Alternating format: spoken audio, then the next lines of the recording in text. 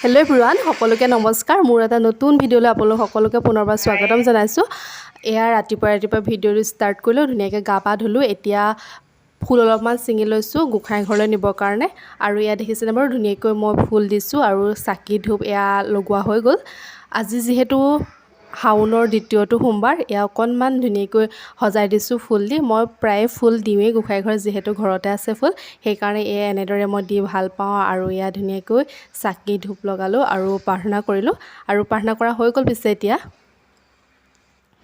এয়া প্ৰাৰ্থনা কৰি অহাৰ পিছত চাহ একাপ বায়ে ধুনীয়াকৈ বনাই দিলে আৰু এয়া চাহ একাপ খাবলৈ লৈছোঁ। তাৰপিছতে আজি ভাবিলোঁ ৰুটিকে খাওঁ। মানে কি হয়, আমাৰ ৰাতিপুৱা অকণমান উঠাটো দেৰি হৈ যায়, সেইকাৰণে ৰুটি এনেকৈ ভাজি এনেকৈ হেভিকৈ কিবা খোৱা নহয়, বিস্কুট চাহ এনেকৈয়ে খোৱা হয়। আজি যিহেতু স্কুল নাই আৰু ইমান কামো নাই, সেইকাৰণে এয়া বায়ে আজি ৰুটিকে বনালে।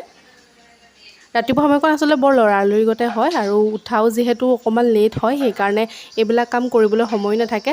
আজি অকণমান সোনকাল উঠা, সেইকাৰণে এয়া বনোৱা হৈছে। আৰু ভাত খোৱা আমাৰ যিহেতু সোনকাল হয়, সেইকাৰণে এনেকৈ ৰুটি খাই আকৌ ভাত খোৱা তেনেকুৱা চিষ্টেম নাই। ৰাতিপুৱা চাহ বিস্কুট খাওঁ, তাৰপিছতে স্কুল কলেজ থাকেই, সকলোৱে ভাত খাই নিজৰ নিজৰ কামত ওলাই যায়।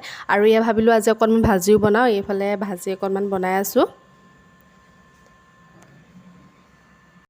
কেতিয়াবা অকণমান কিবা মছলাজাতীয় বস্তু খাই ভাল লাগে, সেইকাৰণে ভাবিলোঁ আজি অকণমান ভাজিত মছলাকৈ দিওঁ। আমাৰ ঘৰত বাৰু ইভাগে ইমান মছলা পাতি এইবিলাক ব্যৱহাৰ নকৰে, মানে নহৰু আদা পিঁয়াজ তেনেকৈ সৰহকৈ দিয়ে বনোৱা হয়।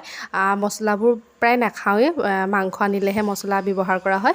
ইয়াত অকণমান ধনিয়া পাউডাৰ আজি আৰু মটন মছলা আছিলে, তাৰে অকণমান দি দিছোঁ। পিঁয়াজ নহৰু আদা দিয়া হ'ল আৰু অকণমান থাকি গৈছিলে, সেইখিনিও এতিয়া ইয়াতে মানে ভাজিখিনি হোৱাৰ পাছত তাতে অকণমান এড কৰি দিম, তেতিয়া ভাল লাগিব, গোন্ধটো আহি থাকে যিহেতু।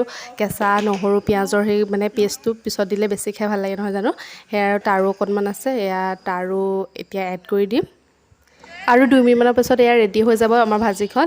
এইফালে আকৌ মায়ে কচু শাক কেইডালমান আনিছিলে, সেয়াও ধুনীয়াকৈ কাটি মেলি দিলে। আৰু এইফালে দেখিছেনে বাৰু, কঁঠাল গুটি এনেকৈ কাটি ফালি থৈছোঁ। আৰু ইফালে সৰুকৈ আলুগুটি কাটি থৈছোঁ, অকণমান দাইল আছে, পিঁয়াজ নহৰু আদা আৰু কচু শাক ধুনীয়াকৈ অকণমান কাটি পানীতে তিয়াই ৰখা হ'ল। এইফালে আমাৰ ধুনীয়াকৈ বনাই দিলে কচু শাক কঁঠাল গুটি এনেকৈ দিয়া ৰেচিপিটো।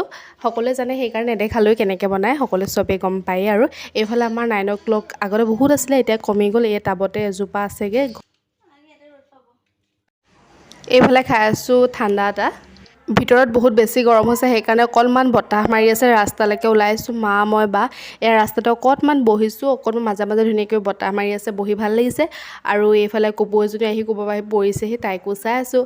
আপোনালোকৰ ফালে বাৰু গৰম কেনেকুৱা? আমাৰ ফালে বহুত বেছি গৰম, এইকেইদিন একদম ভিতৰত থাকিবই পৰা, বহুত বেছি গৰম।